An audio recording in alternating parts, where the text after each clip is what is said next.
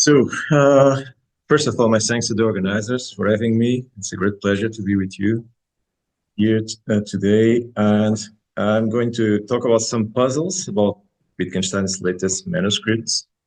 There are other puzzles. Actually, this is part of a long paper, but I will only address a few ones. Okay, so uncertainty is widely regarded as one of Wittgenstein's seminal work, often ranked alongside the Spectacles and the philosophical investigations in terms of importance. Some scholars, including Avram Stroll, Daniel Moyal-Sharrock, and Willem Brenner, have even suggested that the conventional division of Wittgenstein's philosophy into an early and a later period overlooks a crucial third phase, represented by what they deem his last. Unlike the Tractatus, but akin to the investigations, Uncertainty was published posthumously. It consists of extracts made by Elisabeth Hanscom and Georg-Erich von Wright on manuscripts in which Wittgenstein articulated his thoughts during the final stage of his life. However, the editors offer little information on the origin of the remarks included in this publication. In both the Editorial princaps from 1969 and the reprint with corrections from 1974, you have them in the slide, you find a one-page preface in which it is mentioned that Uncertainty is all first draft material. No specific references are made to the manuscript source. The editors indicate that it falls into 4 parts and that division marks can be found at sections 65, 192, and 299, with section numbers having been added by the editors themselves. So this allows us to distinguish 4 groupings marked. So we have these 4 parts of certainty. And it is tempting to assume that Hanscom and Thornbury used 4 different manuscripts and editing Uncertainty. We are told in the preface that what they believe to be the first part was written on 20 loose sheets of lined foolscap and dates, and that the rest is in small notebooks containing dates. This appears to suggest that Hanscom and Thornbury drew on a set of loose sheets for OC1 and 3 small notebooks for OC2, 3, and 4. However, the closing paragraph of the preface complicates this assumption.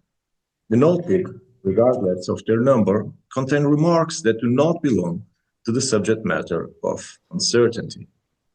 The editors subtly acknowledge that Wittgenstein marked it off in his notebooks as a separate topic, which he apparently took up at 4 separate periods during his last 18 months, namely from late October 1949 to April 1951.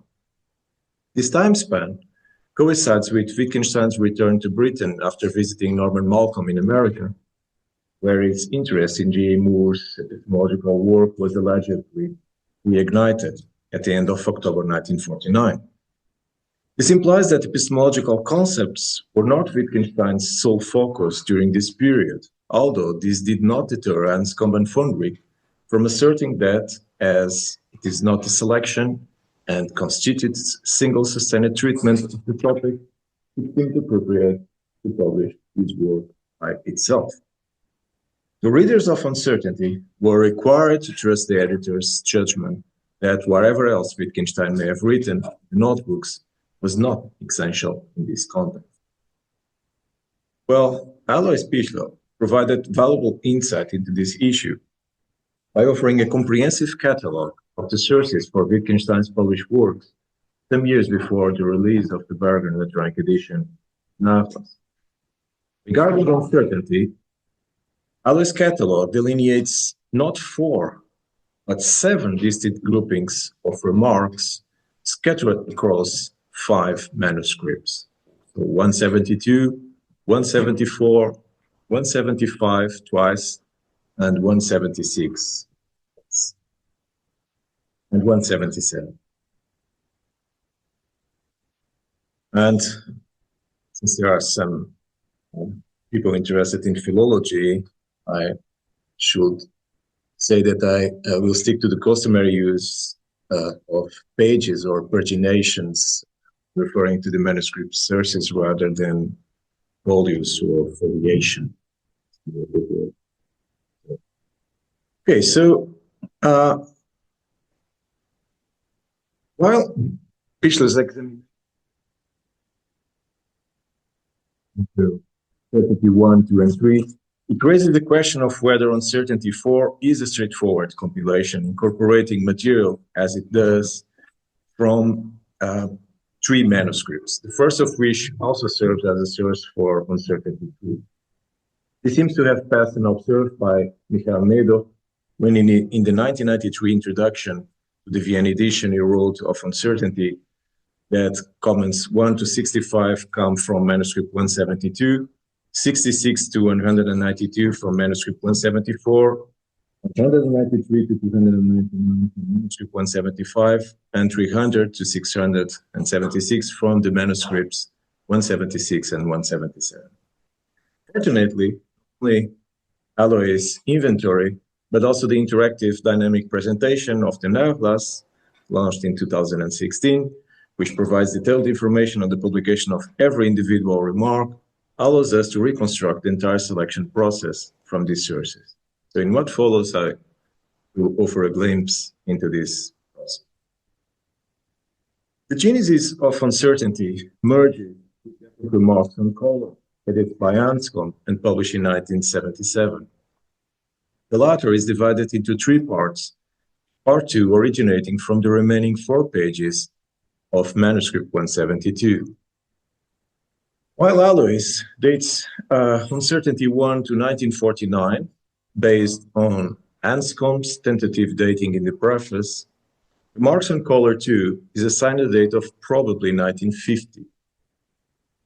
Well, what Anscombe actually asserts about the 20 loose sheets of Uncertainty 1 in a personal note in the preface to Uncertainty, however, is that she's under the impression that Wittgenstein had written them in Vienna, where he stayed from Christmas 1949 until March 1950. Let me make 2 notes. The first is that, as Lassi Jakola pointed out well in his contribution to Thomas Hogan 2023 volume, The Creation of Wittgenstein, the preface, signed by both editors, was written by Anscombe, with von Wright contributing only some minor suggestions. The driving force behind the publication of Uncertainty was clearly Anscombe. He was convinced that it formed a code, a single treatise on a single topic, a monograph. The second is that Anscombe is certainly right about this time frame. As reported by Wittgenstein in letters to Ben Richards, recently published by Malcolm, dated the 25th and the 29th of December 1949, he traveled to Vienna on the 24th of December. In another letter to Malcolm, dated the 5th of April 1950, Wittgenstein lets him know that he returned to England on the 21st of March. There is good reason to believe that Anscombe's recollection of the origins of Uncertainty 1 is accurate because she was in Vienna in early 1950 and in regular contact with Wittgenstein. Probably in this house, visiting Gretel. So this makes it somewhat difficult to imagine that Uncertainty 1 was written in 1949 over a period of just a few days, and also makes plain that the editor's dating of Uncertainty to the final 18 months of Wittgenstein's life should be taken with a pinch of salt. It simply cannot be the case, as is often assumed, that in Andy Milton's words, for example, Wittgenstein began writing this part in autumn 1949. Alois' perspective indeed shifted shortly after the publication of his search catalog, referring to Anscombe's passage in a note of his 1994 book, Untersuchungen zu Wittgensteins Nachlass. He dated manuscript 172 entirely from January to March 1950. Probably 1950 is in fact the date von Wright conjectures for manuscript 172 as a whole in his catalog of the Wittgenstein papers, which was originally published the same year as Uncertainty. Defer observes in the catalogue that these manuscript pages dealing with the topics of color and of certainty were probably written by Wittgenstein during his last visit to Vienna in the early months of 1950. In a projected volume of Wittgenstein's last writings, which attained its final form around 1967-68, the material uncertainty from manuscript 172, intended to open part 3 on knowledge and certainty, was dated by von Wrigg to January-March 1950.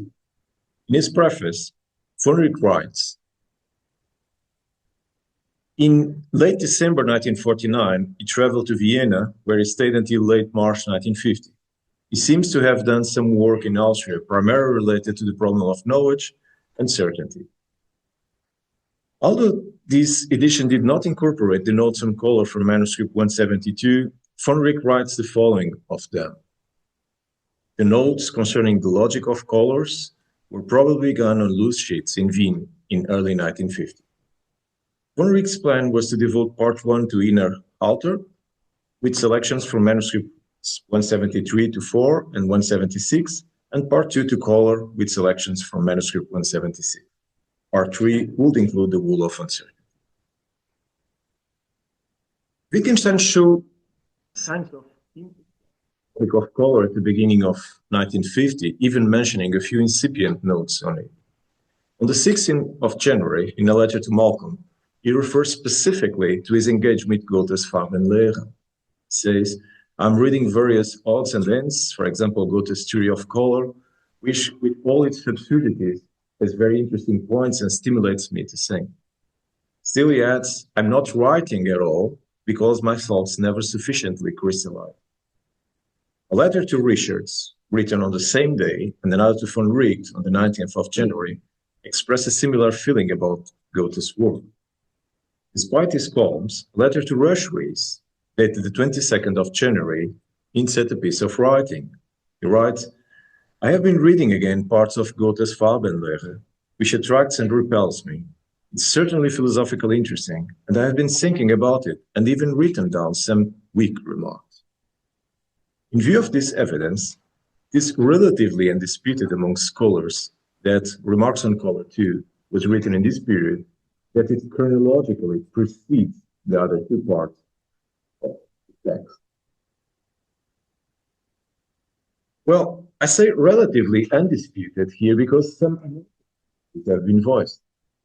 Commenting on Wittgenstein's letter Rees of the 22nd of January, Brian McInnes wrote, even written some weak remarks. This is in slight contradiction to the letter to Malcolm, dated 16th of January.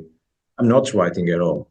That remarks throws some doubt on the hypothesis that part 2 of Remarks on Color was composed in Vienna, since the remarks in it are inserted in a longer set of reflections, mostly on themes to do with certainty. Two aspects of manuscript 172 are worthy of attention, however. The first is that the sections on certainty and color form two distinct sets of remarks written on loose sheets. The second is that those pertaining to uncertainty 1 are paginated from 1 to 20 in pencil, albeit likely not by Wittgenstein. Thus, as Josef Rothhaupt observed in his 1996 Fachthemen in Wittgenstein's Gesamtnachlass, doubts can fundamentally arise as to which step comes first in the manuscript, and its actual arrangement in the case of the unpaginated set. This uncertainty led the editors of both the Bergen electronic edition and the interactive dynamic presentation of Wittgenstein's Nachlass to place the 4 pages of Remarks on Color 2 at the end of the manuscript. For this reason, Uncertainty 1 now corresponds to pages 1 to 20 and Remarks on Color 2 to pages 21 to 24. Somewhat surprisingly, the former is dated 1st of October 1949 to 31st December 1949, and the latter 1st of February 1950 to 31st March 1950. Both the repagination and the suggested dates are questionable. The dating of Uncertainty 1 apparently corresponds to Haller's initial perspective, which he himself later abandoned, and the dating of remarks on color 2 does not take into account the informative letter of Rees of the 22nd of. Well, far more puzzling than McGuinness' view, however, is Anscombe's statement. In her one-page preface to Remarks on Color, that it is not clear whether Part 2 ends or postdates Part 3. Anscombe continues regarding Remarks on Color 2, it was part of what was written on undated loose sheets of foolscap, the rest being devoted to certainty. Wittgenstein left this in his room in my house in Oxford when he went to Dr. Bevan's house in Cambridge in February 1951 in the expectation of dying there. Remarks on Color 3, in turn, reproduces most of a manuscript book, so Manuscript 173, written in Oxford, actually also in London and Cambridge before Wittgenstein moved to Oxford, in the spring of 1950. Considering Anscombe's remarks in the preface to Uncertainty regarding the origins of Uncertainty 1, it seems incoherent that Remarks on Color 2 post-dated Remarks on Color 3. Potential explanation may be available, however. Wittgenstein's report to Rees on the 22nd of January, noting that he had already written down some weak remarks related to Goethe's Farbenlehre, combined with the fact that his first mention of Anscombe's presence in Vienna occurs in a letter to Richard, dated the 24th of January, and regular interactions with her are reported only in February, makes it reasonable to speculate the 4 pages comprising Remarks on Color 2 were written in January, before Wittgenstein's regular meetings with Anscombe. In a letter to Richard, dated the 2nd of February, Wittgenstein mentions occasional meetings and readings with Anscombe. And in a letter to Thornbriggs, dated the 12th of February, Wittgenstein states that, quote, he sees Miss Anscombe 2 to 3 times a week. With both this letter and one written to Malcolm on the same day, referencing discussions with her. More importantly, a letter to Richard, dated the 2nd of March, reveals that Wittgenstein met Anscombe often and that the two would philosophize together. It follows that what Anscombe discussed with Wittgenstein and observed in Vienna in February and March concerned the content of Uncertainty 1, not Remarks on Color 2, which had been composed prior to her arrival. If this is right, then the 4 pages of Remarks on Color 2 predate the 20 pages of Uncertainty.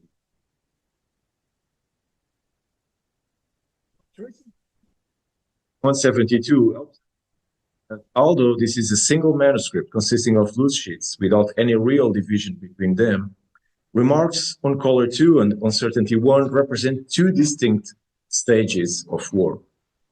In one of the earliest studies on the composition of uncertainty, Van Gennep mistakenly refers to the content published in Remarks on Color 2 as the last 5 pages, but he rightly notes that Wittgenstein does not clearly separate the section on certainty from the section on color. Nevertheless, the distinct stages evident in Remarks on Color 2 and Uncertainty 1 would seem to justify the thematic division adopted by Anscombe and Thornbriggs.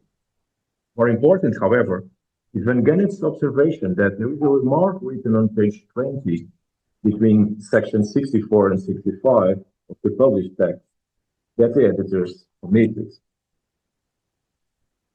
This remark, which appears in parentheses, more concretely vertical bars, centers on the theme of believing in a miracle.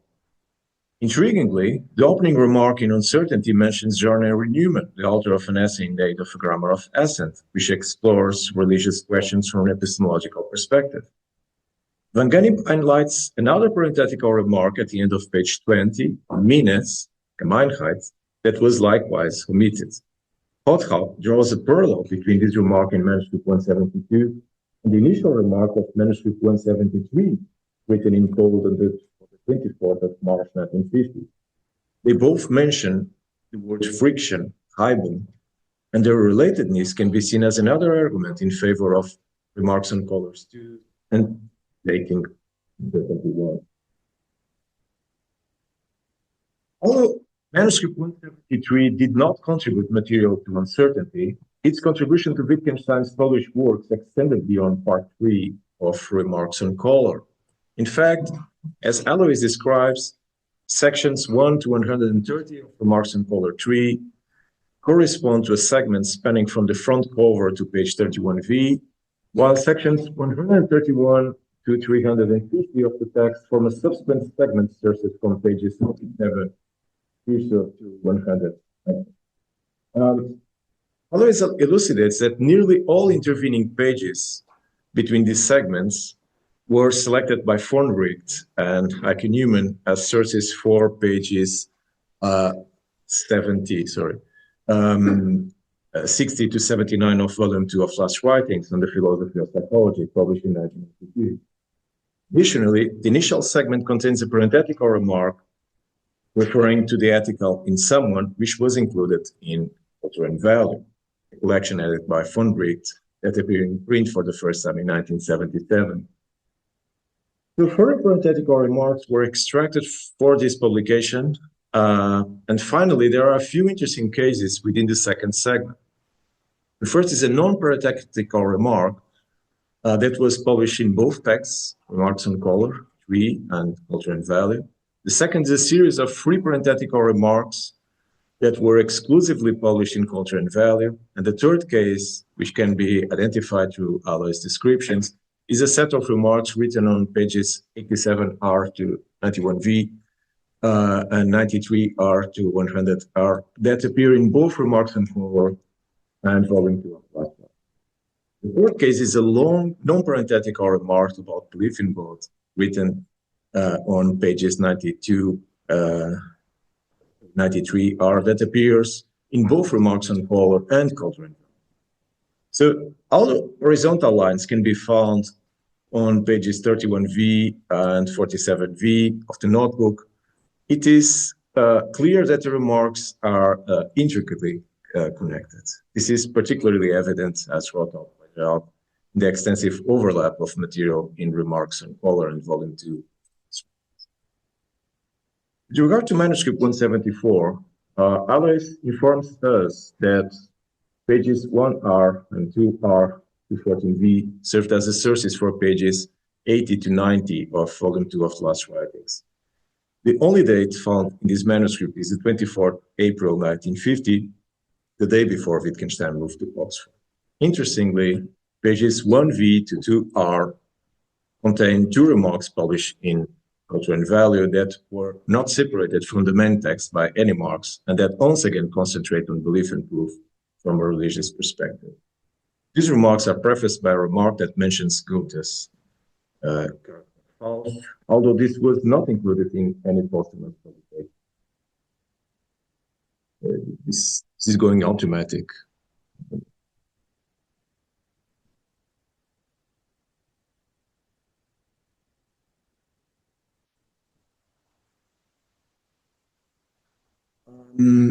Contrary to what this description might suggest, however, the segment of pages 2R to 14V was not exclusively used for Last Writings 2.5, as it contains 6 remarks that were also selected for Culture and Value. 5 are parenthetically detached from the main text, but the other on pages 7V to 8R is not and discusses God's judgment and predestination. From page 14V onwards, the remarks were incorporated in toto in Uncertainty 2. While the division of Manuscript 174 into Last Writings 2.5 and Uncertainty 2 appears to be justified by 2 horizontal lines drawn by Wittgenstein on page 14V of the notebook, the question regarding the unity of its remarks as a rule remains open.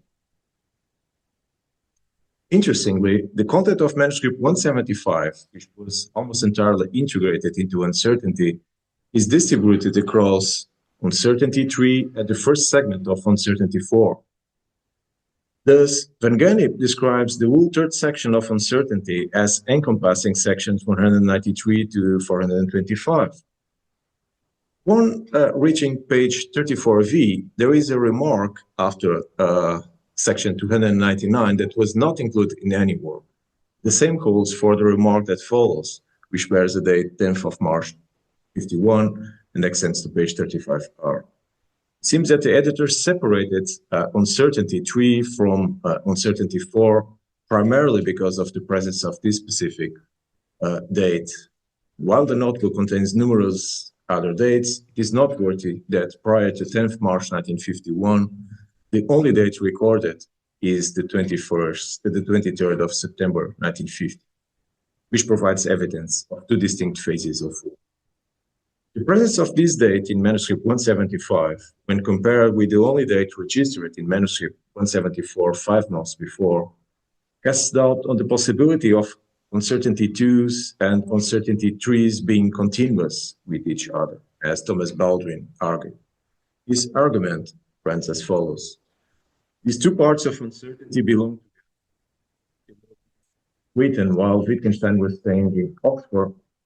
This division between them appears to be just a result of the fact that manuscript 174 ends at section 192, while manuscript 175 begins with 193. It may well be that there was, in fact, no significant gap between their compositions. On the other hand, Michael Kober attenuates the distinction between uncertainty 3 and uncertainty 4, 1, in manuscript 175. In his view, there is no indication that these notes, separated by almost half a year, not considered by Wittgenstein to be related. The point, of course, is not whether uncertainty 3 and uncertainty 4, 1 are related, but rather whether they are sequential. Here again, we find two parenthetical remarks on religious matters, written on pages 56 and 63, that made their way into culture and value. And between these, a parenthetical remark that does not appear in print and seems to be intended for a preface. Yet the very same parentheses are used to demarcate a remark on pages 64V to 65R that the editors did include in uncertainty.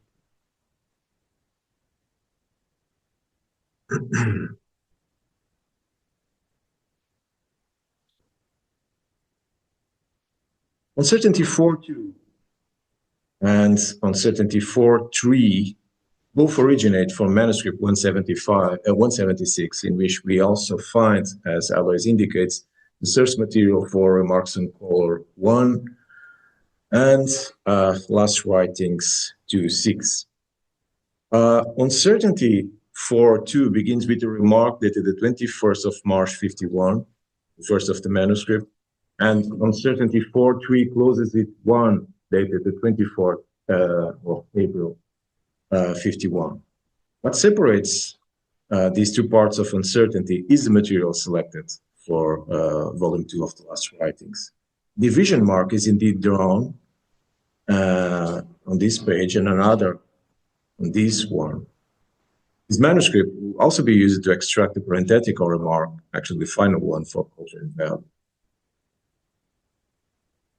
Considering Anscombe's assertion in the preface to Remarks on Color that Part 1 was written in Cambridge in March 1951, comprising a selection and revision of the early material, and given that 21st March 51 is also the last date found in manuscript 175, one might be tempted to conjecture that the two notebooks are chronologically sequential. For the sake of argument, let us ignore the fact that the date 21st March 51 reappears in manuscript 176 only on page 22R, where uncertainty 4.2 begins. Yet Van Gennep has good reason to claim that it is unlikely that Wittgenstein wrote the last 9 pages of manuscript 175 and the first 22 of manuscript 176 all on March 21st, and that it's possible that Wittgenstein wrote the first section in a completely different period. The following table offers a synopsis of the number of pages selected for uncertainty 4.1 and 4.2 from the dated parts of manuscripts 175 to 6, indicating an average of just 9.8 pages and 3.2 pages per day. Even Wittgenstein's most prolific day of work, with 19 pages penned, falls far short of the 53 pages that the sequential hypothesis will require Wittgenstein to have written on the 21st March. In his discussion of the origin of remarks on color 1, Andrew Loeb adopts a similar approach in his book Wittgenstein's Remarks on Color, a Commentary and Interpretation. Writes, when inspired, Wittgenstein could work remarks, but it is beyond belief that the 88 remarks of part 1 of Remarks on Color, the 9 remarks at the end of Manuscript 175, and the remark on certainty in Manuscript 176, dated the 21st March, were penned in a single speech. Like had previously alluded to the fact that the handwriting changes and to the exceedingly awkward fact that the remarks in Manuscript 175, reproduced as sections 17 in uncertainty, are dated the same day as the remark in Manuscript 176, reproduced as section 426, the former as drafted on the 21st of March, the latter as drafted on the 21st. He concludes, as for how much earlier Wittgenstein was working on the material in color in Manuscript 176, the simplest and most natural answer is that the draft before the material uncertainty in Manuscript 175, that is, he wrote part 1 in 1950 or 1951 prior to the death of Marsh. The suggestion that Wittgenstein may have started writing Remarks on Color 1 in Manuscript 176 prior to completing Uncertainty 4.1 in Manuscript 175 is the only one that explains the duplicated date. As Lug writes, had he used the empty pages of Manuscript 176 on running out of room in Manuscript 175, there will be no mystery why remarks dated the 21st March 1951 occur in both. And to complete this part, the search for Uncertainty 4.4 happens to be the only manuscript that was fully incorporated into Uncertainty. It begins with an entry dated the 25th of April, 1951, and features only 2 other dates, 26 and 27 April, the latter marking Wittgenstein's final 7 remarks before his death on the 29th day. And this is actually the last page. Okay, so how much time do I have?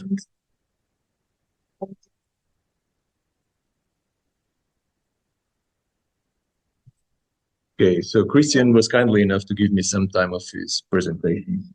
Perhaps I can use 10. Okay, just to... Okay, I'll pay you a beer later. Okay, some perspectives on these issues. It's evident that answers uncertainty into uncertainty 1 or based on chronological order.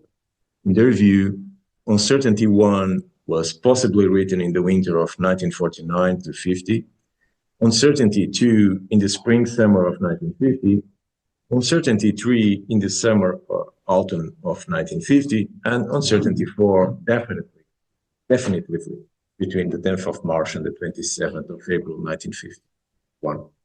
Paradoxically, although deriving from different manuscripts, Uncertainty 4 stands out as the only unequivocally continuous segment of the text. It is thus unsurprising that Thorndike regarded it not only as the longest, but also as the most comprehensive, the 4 sections on knowledge and certainty. Anna Boncompagni takes a similar stance when she writes, what can be said is that the 4th and last part of Uncertainty, which contains the majority of the remarks from section 300 to 676, seems the most homogeneous. All of the remarks come from Wittgenstein's last 3 notebooks, Manuscript 175, 176, and 177, and they are dated with precision from the 10th of March to the 27th April, 1951. The homogeneity of Uncertainty 4 does not, however, exempt the edition of Uncertainty from criticism. McInnes, for instance, argued that Uncertainty is by no means a work of Wittgenstein's, but a selection by editors from his last writings. In the same vein, the unity of Uncertainty was questioned by Ennio Bloch as amounting to the result of editorial intervention. As he explains, in the original manuscripts, discussions of certainty, knowledge, and skepticism are separated only by occasional lines of page from reflections and the philosophy of psychology. Uncertainty is therefore not a work by Wittgenstein in even the attenuated sense that applies to some of the other publications. Locke is here alluding to the view articulated by Joachim Schulte, who outlines 3 criteria for determining whether a text should count as a work by Wittgenstein within the framework of his posthumous writings. Here they are. A, the author himself thought that the text is in question from the more or less organic whole displaying a satisfactory relation between form and content. B, we as readers can detect a line of argument with theses, supporting reasons, objections, examples, etc. And C, the text has undergone a certain amount of stylistic polishing and arranging of individual remarks, showing that there has been some improvement in the direction of enhanced readability and intelligibility. With this classification in mind, Schulte is of the opinion that only the philosophical investigations satisfies all of these criteria. He actually regards uncertainty as presumably the most puzzling case of all, given that criteria A and C are clearly not satisfied at all. Since the satisfaction of criterion B may lead us to think very highly of this book, however, he surmises that perhaps this serves to indicate that among these criteria, B is the most important. Well, it could be argued against Schulte that criterion A is to a certain extent met by the application of the classification notebooks number 1 to 7 to manuscripts 175, 169, 170, 168, 173, 176, and 77, and 174 respectively. Dennis Paul indeed says that manuscript 169 introduces a new numbering system being called notebook number 2. That manuscript 170 is a twin to it, and in Wittgenstein's hand it is called notebook number 3. He immediately adds, I can't find no rhyme or reason in these numbers. The reminder came eagerly.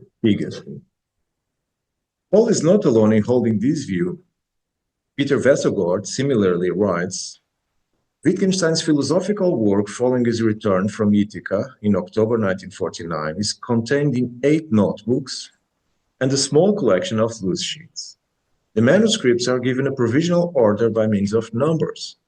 The notebooks, including manuscript 168, are inscribed with notebook number and numbered from 1 to 7. This point, already made in Vesogord's afterward Danish translation of Volume 2 of the Last Writings, is reiterated in a similar fashion. It is well known that Ludwig Wittgenstein's remarks in Uncertainty, remarks on Color, and Last Writings on the Philosophy of Psychology, the inner and the outer, are essentially a selection of comments from 8 notebooks and a small collection of loose sheets from the years 1949-51.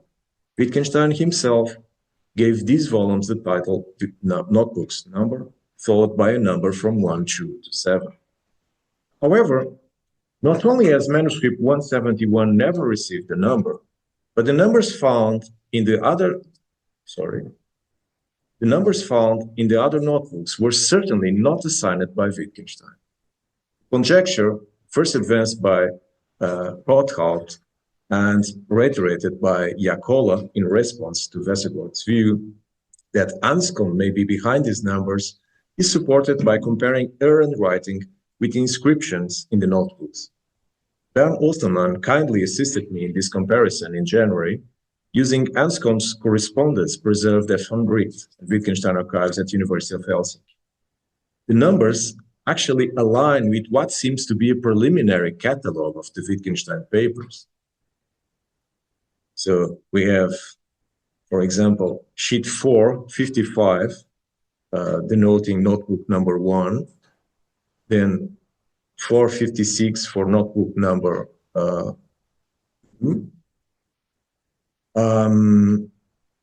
with this crossed out, then 57 for notebook number 3, 58 for notebook number 4, 59 denotes notebook number 5, 60 denotes notebook number 61. 61 denotes notebook number 62.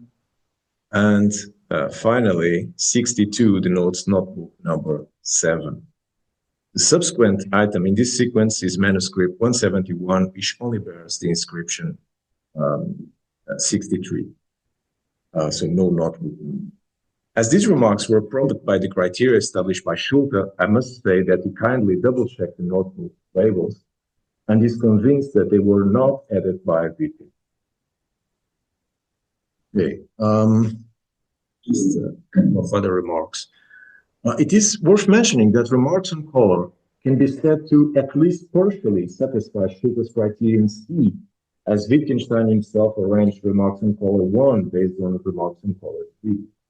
However, this fact alone does not sufficiently justify Anscombe's inclusion of remarks on color 2 and 3 in her edition. If the rationale was to complement the most polished version with earlier drafts, then there is a section on color that Wittgenstein demarcated from his other remarks near the end of manuscript 169 that could also have been included, which eventually made its way into the last writings. This manuscript was dated by Thornbury to probably first half of 1949, but there is enough consensus in the literature to support the view that its finale may have been added only in 1950, as the material on color shares similarities with various remarks in manuscript 173, which Wittgenstein began writing in the spring of that year. This view finds additional support in an interesting fact highlighted by Rothel. The subsequent remarks in manuscript 169,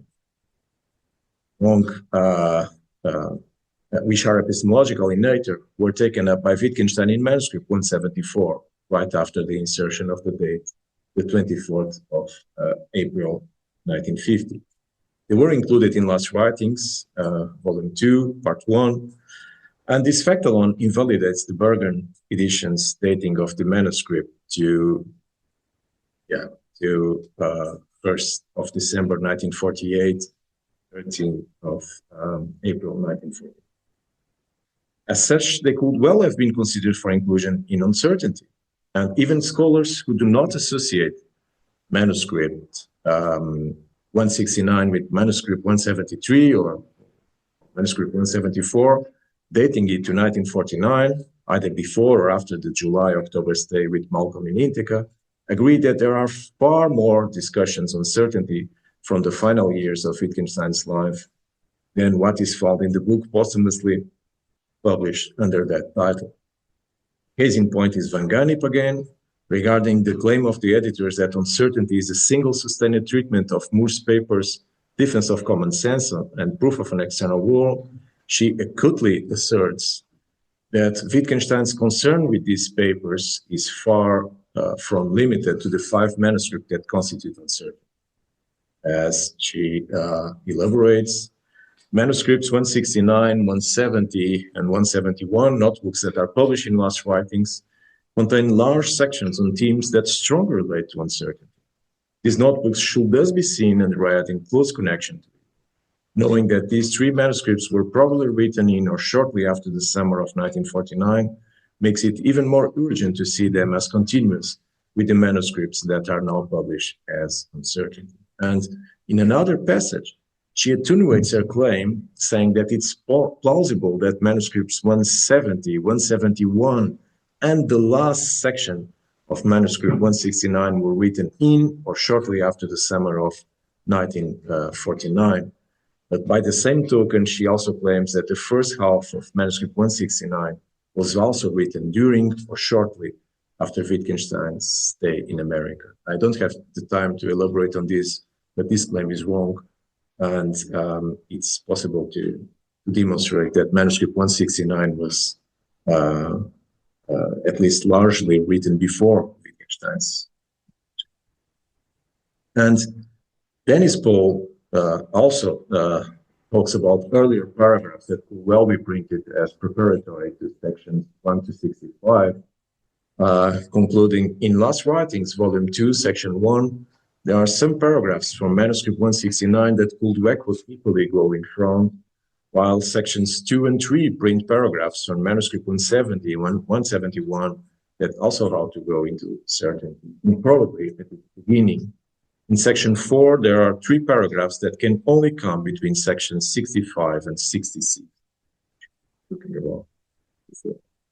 Okay, so to conclude, what this mapping of Wittgenstein's latest manuscripts reveals is that the subjects discussed therein are, to a great extent, interrelated. They exceed the threefold division of epistemological, chromatic, and psychological concepts promoted by the publications on certainty, remarks on color, and last writings on the philosophy of psychology. Which a fourth category, represented by culture and value, could be added as transversal to Wittgenstein's entire later thesis. As Westergaard aptly observes, the editorial approach used by Thornbrick and Anscombe disregards the reciprocal connections exhibited by these volumes. However, these remarks can only be fully understood against the background of the broader ongoing discussion in which they are embedded. In fact, a careful analysis of Wittgenstein's manuscripts from this period reveals that well before visiting Malcolm in America, he was already developing ideas along lines similar to those in the writings from the final months of his life.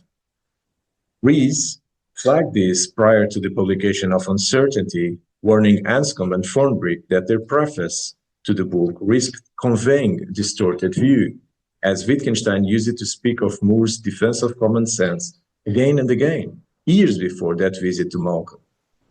While there are unquestionably new conceptual developments and perspectives in the notes published as Uncertainty, these above all represent the maturation of earlier notions. As Rees aptly puts it, I'm not questioning the point that his 1949 discussions with Malcolm about Moore's defense of common sense interested him, particularly at the period he was writing the notes in Uncertainty. My point is rather that his 1949 conversations with Malcolm stimulated Wittgenstein to take up thoughts which were not new to him and to develop them further. Okay, so stop here. Thank you very much.